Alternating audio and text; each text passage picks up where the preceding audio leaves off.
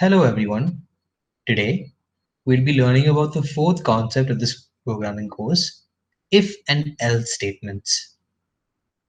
Decision making. In almost every program we write, we will have to make decisions. Suppose if some condition is fulfilled, we have to execute statement 1, and if some other condition is fulfilled, we have to execute statement 2 instead. We thus need to teach the program to make a decision for us. As a very simple example, consider a program that prints different output depending on the input, like in the next example. Let's toss a coin. Suppose, based on the result, we want to execute some statements. If heads, we want to print win, but if tails, we want to print loss. How would we go about that? As you can see, win and loss are string variables, or rather not variables, they're string values. We can consider the algorithm of the above program to be the following. First, taking input from the user by tossing a coin. Second, executing a particular operation based on the outcome, heads or tails. And third, giving the output depending on the outcome. Let's look at a few rules for decision making in coding. When we make decisions while coding, we use something called a test expression. When we have to make decisions on something, we write a relevant test expression based on what we have to decide. Depending on whether the test expression is true or false, we then execute a specific operation. This will become clear in the examples. Let's first look at the structure of a test expression. We have a variable expression or constant on one side and the other side with a logical operator in between. If we want to write a test expression, checking if the outcome is the string heads, we can write it like this. Coin toss equal to heads. All right. So this is a logical expression. Over here, I have a variable. Over here, I have a value, a constant, and I have a logical operator in between them.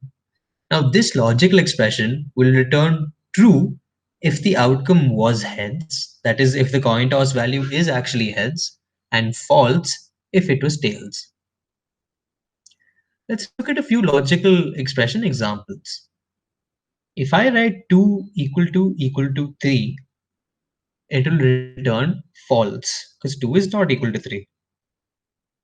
If I have an expression here, then so this you can clearly see evaluates to 22 and this evaluates to 23. Now, if I have a less than equal to sign here, it's correct. 22 is less than 23 and so will fulfill the less than equal to sign. Basically, it will return true. If I have 2 greater than 3 here, 3 equal to 6 here, along with an AND operator, then this will return false because both these values is false.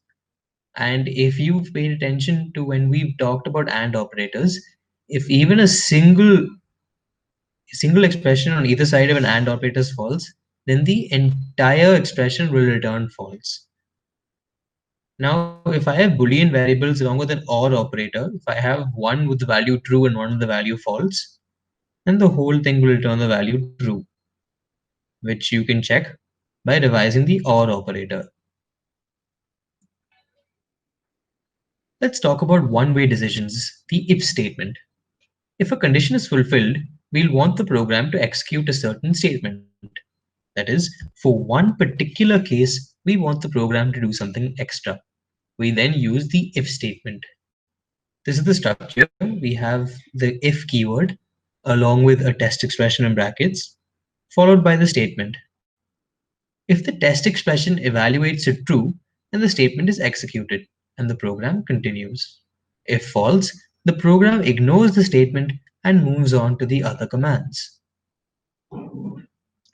This is a flowchart to help us understand the single way if statement better.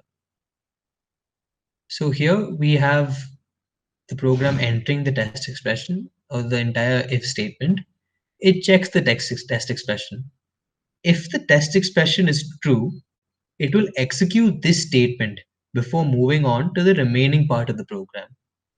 If the test expression is false, it will ignore this statement and then move on to the remaining part of the program. Now the question arises, suppose we want to execute more than one statement if a condition is reached.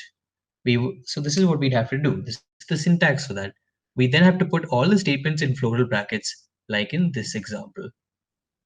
So a single statement would just be if, test expression, and the statement. Multiple statements would be in this structure: if, the test expression, statement 1, and statement 2. Here you can see floral brackets. That's what these are called. These are normal angular brackets and these are floral brackets. Let's look at an example by considering a Boolean variable switch status, which will tell us whether the switch, be it a light switch or a fan switch, is on or off. So if switch status is equal to true, then we'll turn on the fan. As you can see, there's only one statement here, so there are no floral brackets. We can use floral brackets if we want to, and in many cases it may be considered good programming practice too. However, it's not compulsory. In this case, it is compulsory when we're using multiple statements. Here, as you can see, switch status is equal to false, and we have to turn off the fan and turn off the light. Here, you can clearly see that we have to use floral brackets. Now, let's say we want to provide two paths instead of just one.